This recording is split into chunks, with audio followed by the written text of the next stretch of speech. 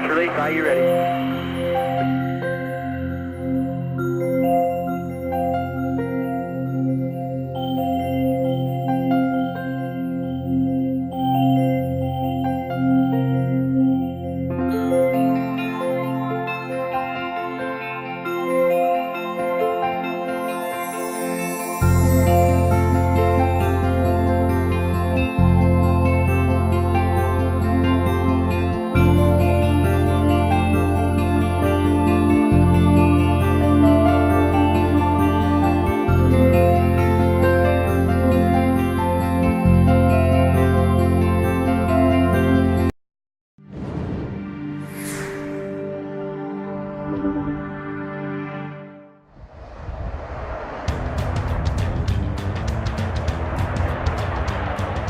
All of the astronauts that I train with at the Johnson Space Center in Houston, Texas are part of a flight training program.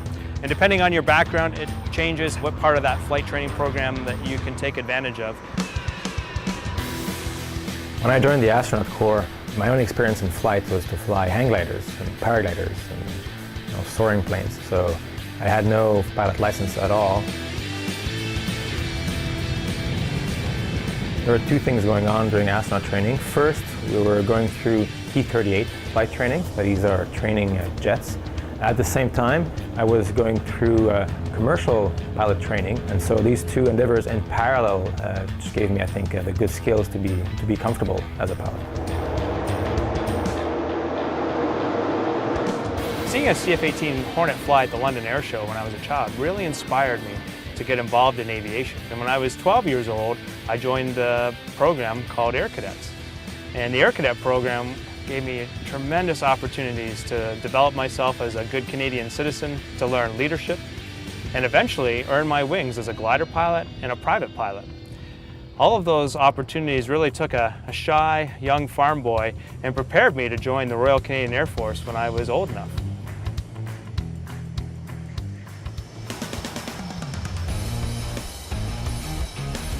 How do you prepare an astronaut for the unknowns of space? Well, the answer is you challenge them. You try to put them in as many unique and challenging circumstances as you can find.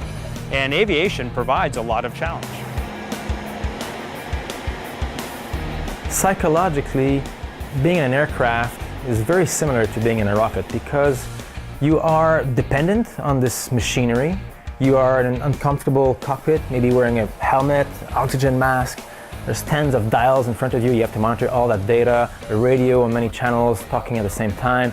You have to constantly filter out what is important and to make decisions that can have big impacts. You cannot press pause while you're flying a jet. You can train astronauts in simulators, but at the end of the day, anyone in a simulator knows that they're going to be going home safe and sound to their family. It's only when you can put someone in a situation where their decisions will actually affect whether they live or die that they begin to truly develop those operational skills that will allow them to make better decisions in places like low Earth orbit and beyond as we prepare to go to places like the Moon, asteroids, and eventually Mars.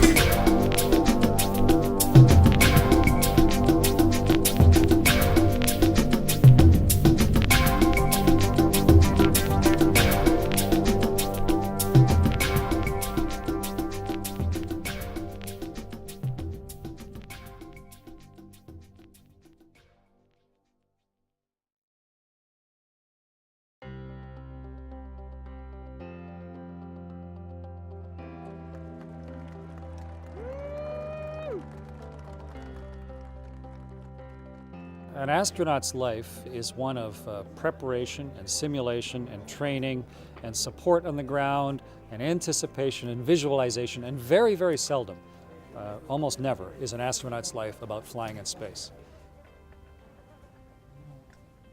Part of what you're going through mentally is the necessity to convince yourself that it's real. You're sitting on your back in something that looks just like your simulator, but today is the day that you're actually going to space. And so the engines on the Soyuz start lighting half a minute before it's generated enough thrust to leave the pad. So it's interesting to be sitting in a rocket ship and have the engines running and not going anywhere. And that'll go on for almost, well, over 20 seconds. So these engines will be pouring tremendous power. The vehicle will be shaking. We'll see the flames coming out of it, but it won't be going anywhere. Just be sitting there patiently. And once all the technicians and all the automatic systems have determined that, yep, everything's healthy, then all the rocket engines will light, and this thing will have more thrust than weight, and it will start to leave the Earth. Liftoff. Liftoff of the Soyuz TMA-05M. The physical sensation is one of vibration, so your seat's shaking, the vehicle's shaking. But as you pick up speed, as the vehicle gets lighter and lighter and lighter, the acceleration gets more and more, so you get squished heavier and heavier and heavier, and it actually becomes a little bit hard to breathe.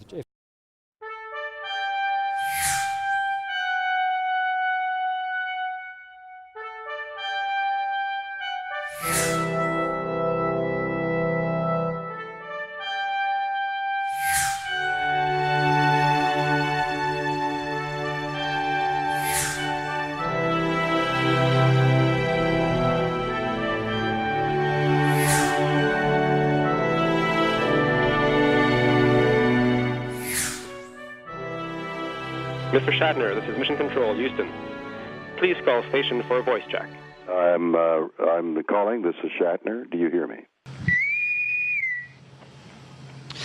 Mr. Shatner, this is the Space Research Vessel, ISS, in Earth orbit. And yes, I hear you loud and clear. How do you hear me? This is Chris Hadfield. Chris, I hear you loud and clear. It's such a pleasure to talk to you. Do you find yourself in the space station observing, as a scientist, a part of it, a removed from it, or are you able to see the unifying parts of it so that you become at one with the universe? You never saw it on stage while you were filming, but the view that they used to put in for us watching Star Trek of how the world looks out of Sulu and Chekhov's windows there, that's how the world looks. It's an enormous, wonderful, rolling Earth below us. But all you have to do is flip yourself upside down, and suddenly the rest of the universe is right there at your feet below you. And that's where the engineer in me, of course, is very much thinking about the ship and how we got here and the problems and the difficulties. But the human within me recognizes what we are in between. We've gone from climbing a hill, getting in an airplane, to now actually being right on the cusp of permanently leaving our planet. It's inspiring to hear. Let me go back to a moment. You've tested many airplanes. You've been a test pilot, which is like the utmost of example of courage, in that you're flying something unknown and you don't know what characteristics it's going to have. How do you deal with the fear, which is also applicable to going up into space and returning, which is perhaps even more fearful? I read somewhere that you always knew your lines whenever you had a job in the acting profession.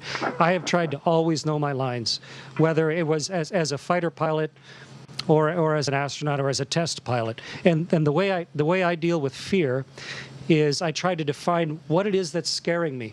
And what I'm scared most of is not knowing what to do next.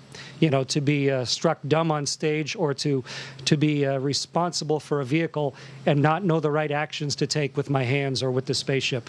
And so I spent almost my entire adult life making sure that I knew my lines. You've poised that perfectly as an actor who is fearful of the audience, but as long as you practice enough, you learn what to expect. The fear comes from something unexpected happening, like forgetting your words or an audience reaction that's unexpected. In my case, your face flushes and you get a sheen of flop sweat. In your case, you burn up. It's a little different.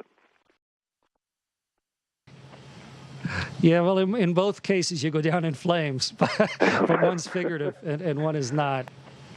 It's a pleasure, Chris. I look forward to meeting you in person. And all right, very nice talking with you. Thanks very much, and all the best. Thank you. Same to you. Bye-bye.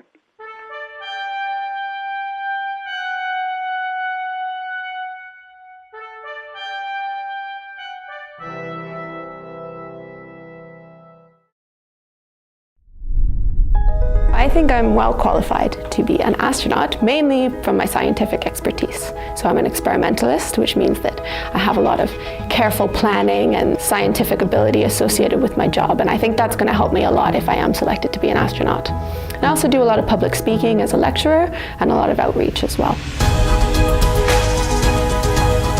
I'm an engineer, which means that I try and improve people's lives through applied science.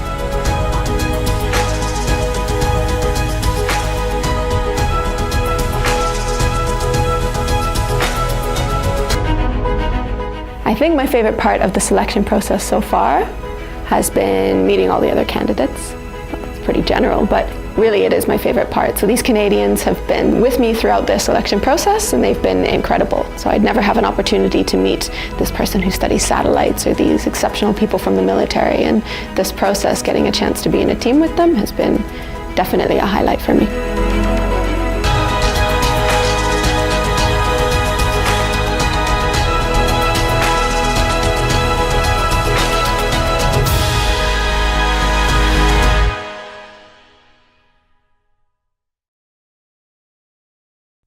Hi, David.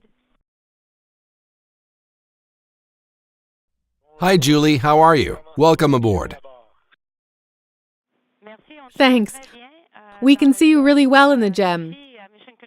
Here at Mission Control today with me are Jenni and Jeremy, and Mike Geyer is also here with me.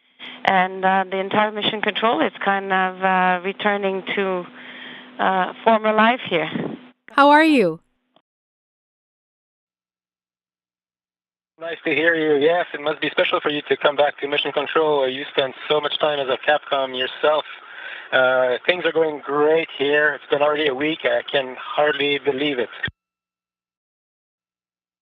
So you all set up now, and you know what to do? Everywhere, every corner?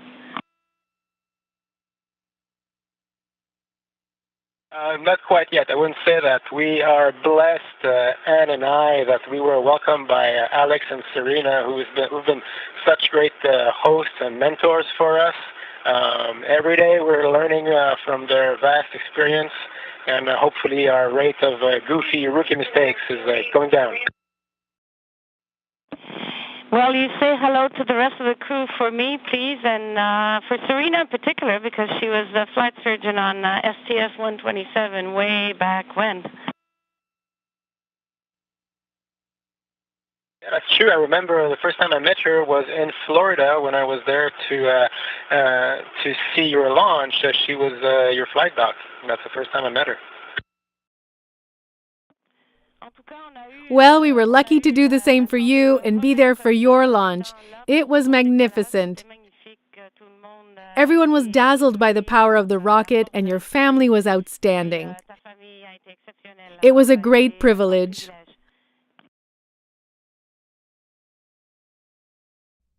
I'm really happy that it went well for everyone, for the guests.